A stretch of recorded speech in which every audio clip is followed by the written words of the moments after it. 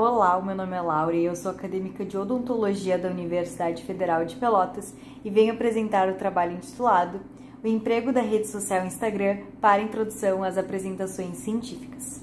Introdução.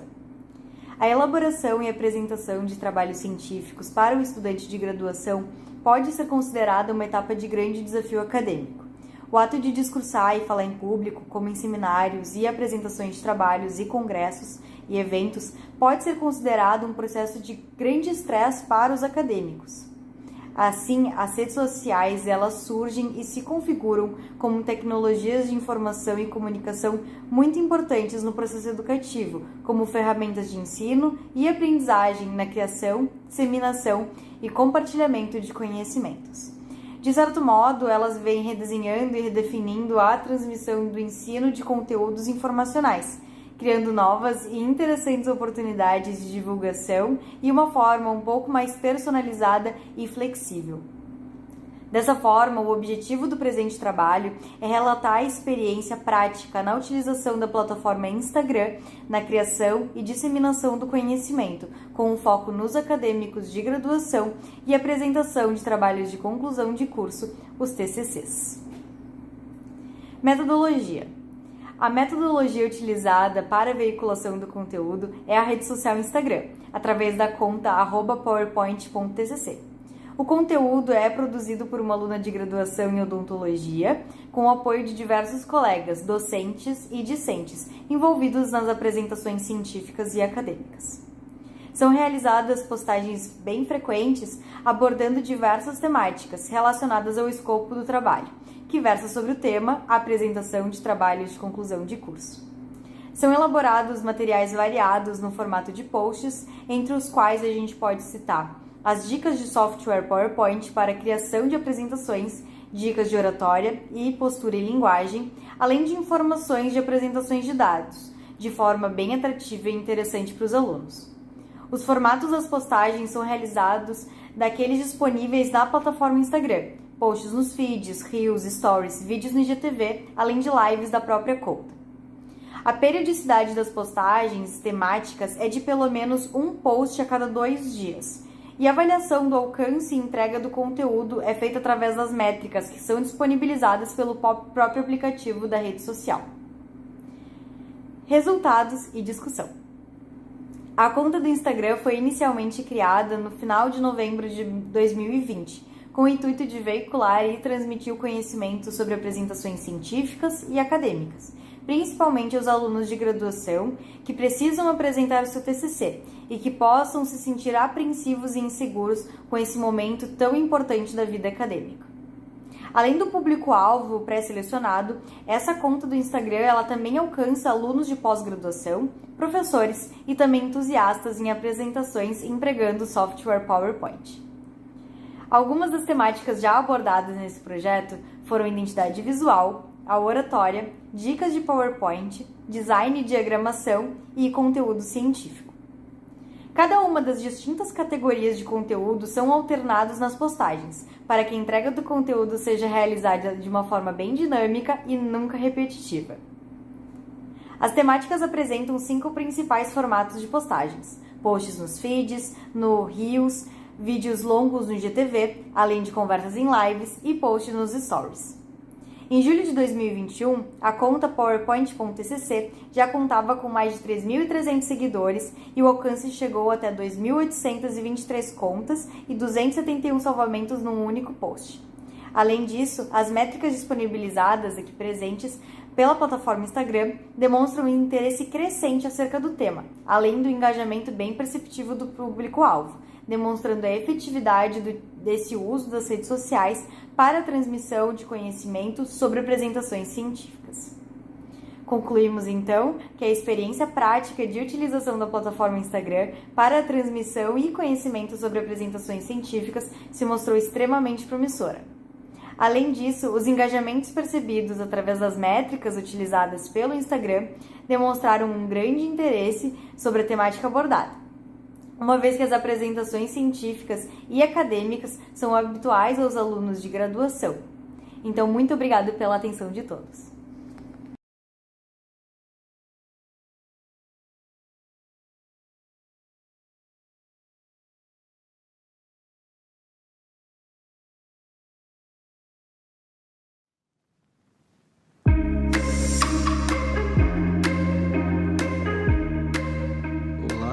e a todos, meu nome é Lesia e hoje eu vim aqui falar um pouco sobre o trabalho Porcos e Viagens no Tempo, a criação de material didático de história para um aluno autista no ensino remoto, que é feito por mim em parceria com o professor Lucas Tones Fernandes, orientado pelo professor Daniel Cia Silva. Para me ajudar na apresentação, eu trouxe o grande protagonista do trabalho, com a palavra Croninhos. Olá a todos e a todas, meu nome é Croninhos e hoje eu vim aqui falar um pouquinho sobre o trabalho que desenvolvemos. Eu fui criado com o intuito de ajudar o professor Zezinho a trabalhar a disciplina de História com o nosso aluno. No caso, o Croninhos consegue viajar no tempo para explicar melhor a matéria. Eu só complemento as falas dele para não perder esse contato com o aluno. Mas diz aí para nós, Croninhos, para onde é que já esteve? Bom, professor, eu já estive em várias regiões da África quando nós trabalhamos para a História, dei uma passada no Vale de Meander, fui até o Frio do Estreito de Bering para falar sobre uma das possíveis rotas do ser humano até a América. Ultimamente, eu estive na Mesopotâmia para falar sobre a Antiguidade. E agora minha última viagem foi para a África novamente, mas dessa vez para falar sobre o Egito. Então agora eu vou falar um pouquinho de onde é que surge essa ideia de trabalho. Logo no início, quando começou as aulas, que a gente da residência começou a trabalhar em dar aula realmente, chegou até nós a informação de que nós teríamos um aluno autista e que a gente deveria adaptar o conteúdo de história para ele. Por conta da pandemia, a gente tinha muito pouca informação sobre ele, dificuldade de acesso, internet, a ligação que a professora responsável por ele fazia para a mãe e tal. Então, dessa pouca informação que a gente tinha, a professora do AEE, que trabalha com ele, nos informou que ele gostava de desenho animado, animais e especialmente porcos. É então aí que a gente começa a pensar a estratégia para a criação de material com essa informação que a gente tinha.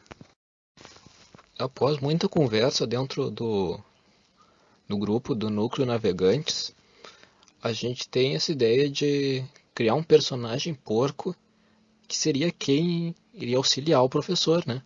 E trabalhar a história com o aluno.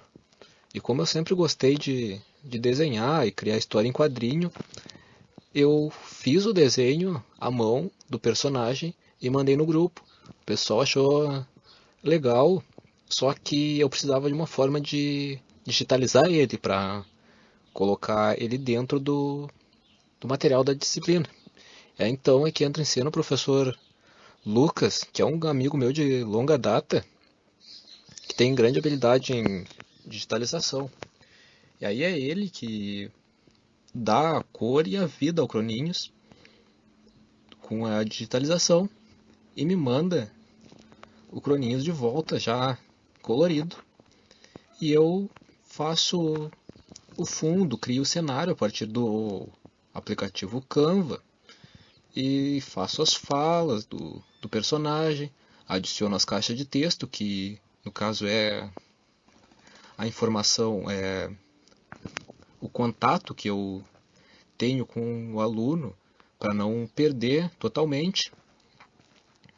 E é assim que a gente faz essa criação do material. Apesar da gente ter pouco retorno do aluno, por conta das dificuldades de conexão mesmo, o trabalho foi bem recebido pela coordenação e até por setores do AE da CRE. Então eu fico feliz com isso, mas esse trabalho não é somente meu, então eu agradeço ao professor Lucas, que é quem faz a digitalização, agradeço ao professor Daniel, que me ajuda nessa criação e a pensar a matéria que a gente vai trabalhar, faz as correções e todo o grupo do Núcleo Navegantes está ali ajudando, dando alguns toques, então eu agradeço a todo o pessoal, muito obrigado, gente. Sem vocês a gente não ia ter conseguido fazer esse trabalho, então muito obrigado.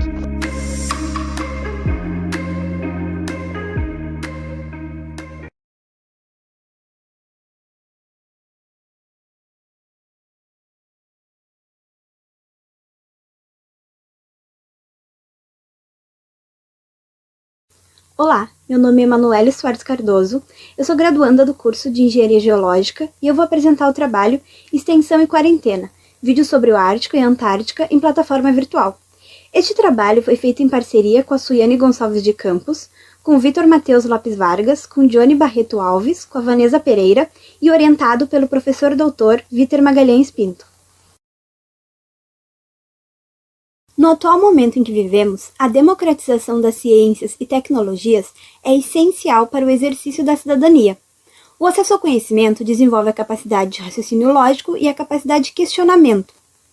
Os indivíduos que não têm acesso ao conhecimento ficam mais expostos à crença em mitos e dogmas que reforçam a cultura da passividade.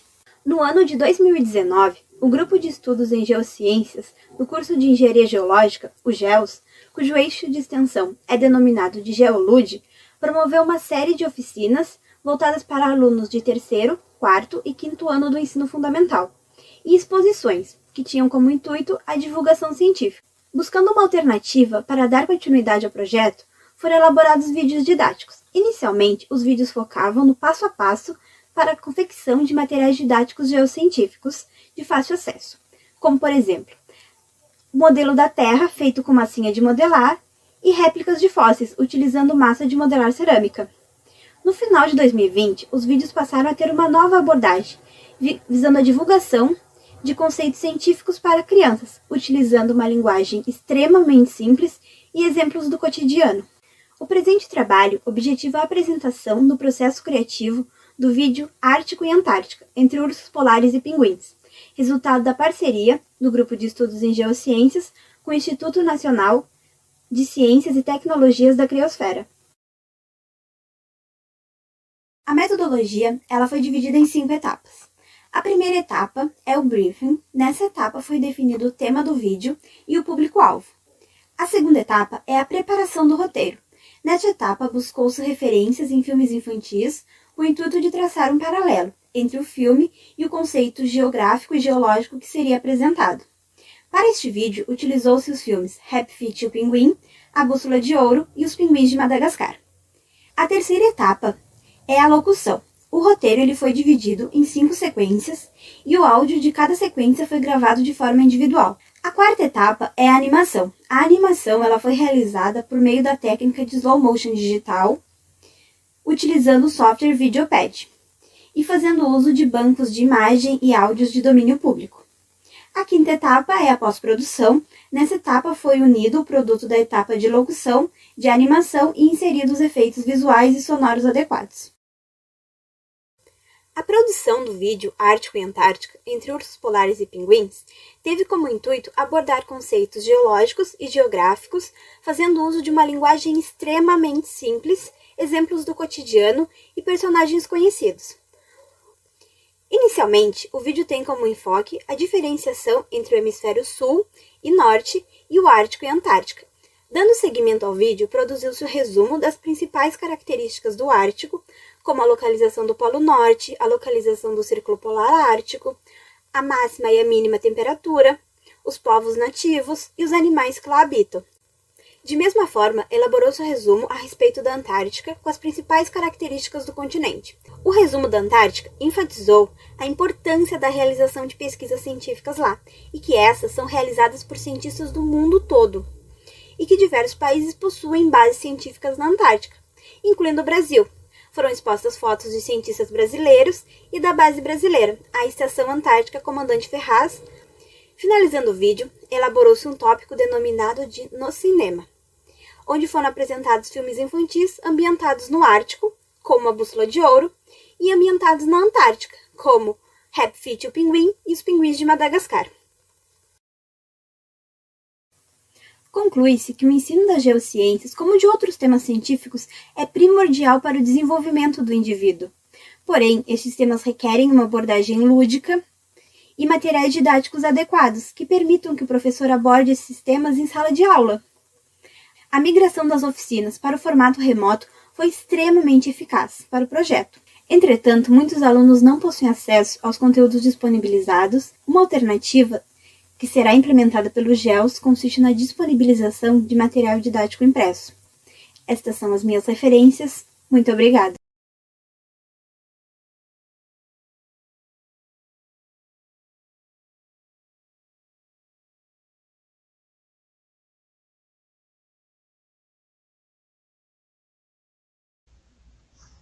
Oi, eu sou a Vitória, estudante do curso de Arquitetura e Urbanismo na UFPEL e voluntária do grupo PET de Arquitetura da mesma.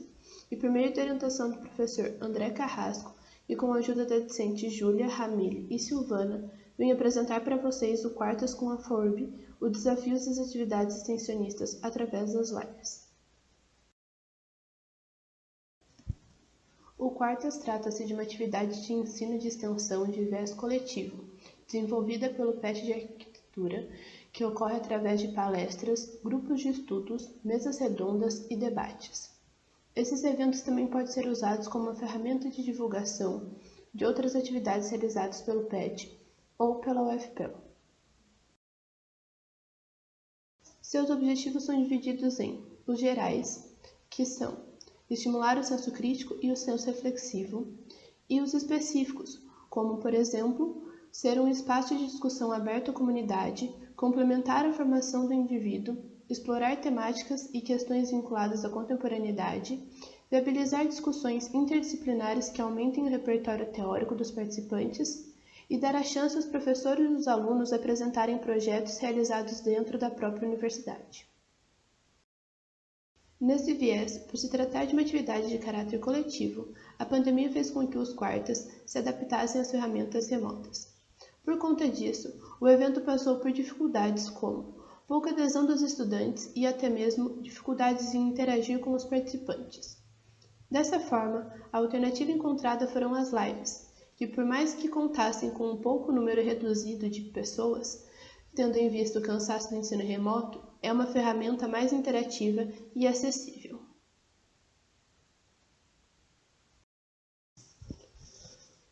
O método explorado foram as lives que se organizavam como rodas de conversas voltadas às experiências e ao apoio estudantil. Foram realizados 2 quartos, o primeiro sendo no dia 14 de maio, com a temática Recepção dos Bichos, com o intuito de acolher os novos estudantes. Já o segundo foi feito dia 31 de maio, com o tema Virada Sputnik, trazendo explicações e experiências sobre o evento. De maneira geral, ambas as atividades não contaram com um número alto de adesões, mas foram conversas com um conteúdo bem enriquecedor.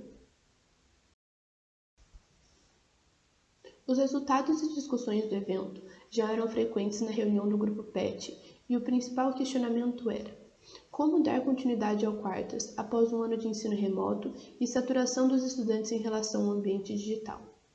A alternativa encontrada, como venho dizendo, foram as lives, ferramentas que foram capazes de aproximar os estudantes e realizar pequenas transformações de iniciativa coletiva, por mais que contassem com um número pequeno de espectadores.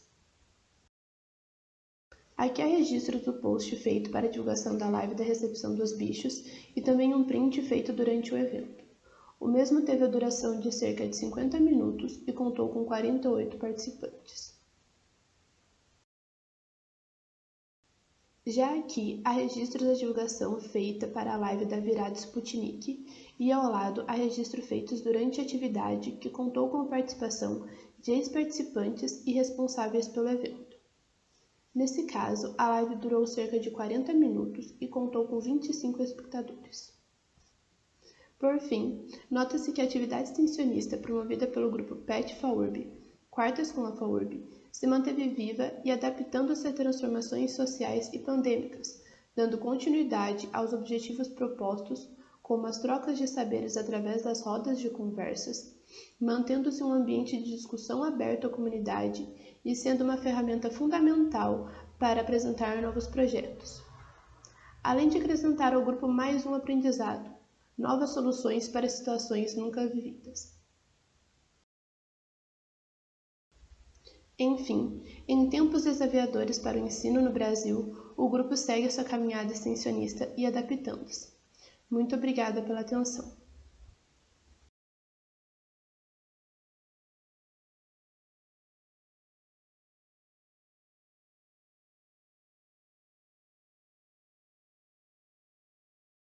Olá, me chamo Emily de Ávila Delgado, sou graduanda do curso Tecnologia e Alimentos da UFPEL, sou orientada pela professora Carla Rosane Barbosa Mendonça e vou apresentar um trabalho titulado como Trabalhando a Alimentação Saudável com os alunos do Pré-1, no Colégio São José, em Pelotas, no ano de 2020. A escola é um lugar em que se desenvolve várias práticas educativas, entre elas está relacionada à alimentação. A socialização que ocorre neste ambiente pode influenciar os hábitos alimentares das crianças, tanto da forma positiva como negativa.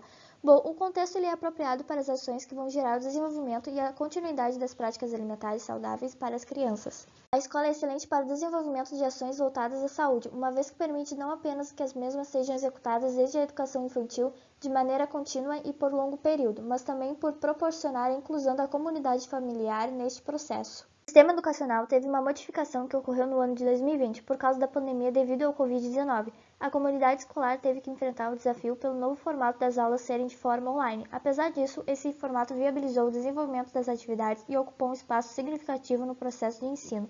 O objetivo do trabalho foi motivar as crianças para um maior consumo de frutas e hortaliças a partir do esclarecimento dos malefícios de uma dieta inadequada e dos benefícios do consumo de alimentos saudáveis. A coordenação do presente projeto foi consultada sobre a possibilidade de adaptar os cursos para as crianças do Pré-1, visando encerrar as atividades da Feirinha São José, projeto que as crianças já estavam desenvolvendo. O grupo aceitou o desafio proposto e novas estratégias foram traçadas, considerando o perfil das crianças ainda não alfabetizadas. Foi solicitado para as crianças a produção de um vídeo curto, falando dos benefícios da alimentação saudável. O vídeo foi gravado na segunda quinzena de novembro de 2020, utilizando uma sala do webconf da UFPEL de forma similar a uma aula assíncrona, sendo que os slides utilizados foram adaptados, colocando apenas ilustrações que servissem para prender a atenção e facilitar o entendimento. Para o fechamento das atividades com a educação infantil, houve um encontro no início de dezembro de 2020, em que as instruções de como higienizar os vegetais foram passadas às crianças e familiares, após preparar as frutas em formatos divertidos, como borboleta, carrinho, coqueiro e lagarta.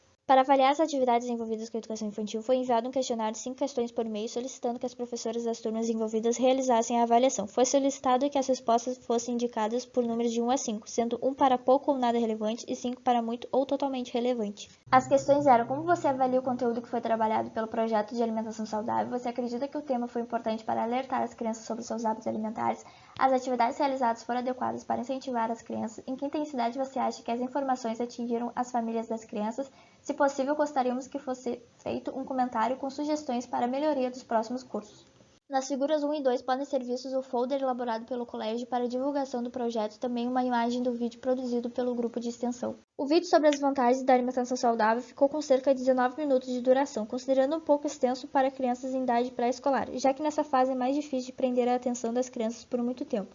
No curso, as crianças estavam acompanhadas de familiares e realizaram as atividades práticas recomendadas.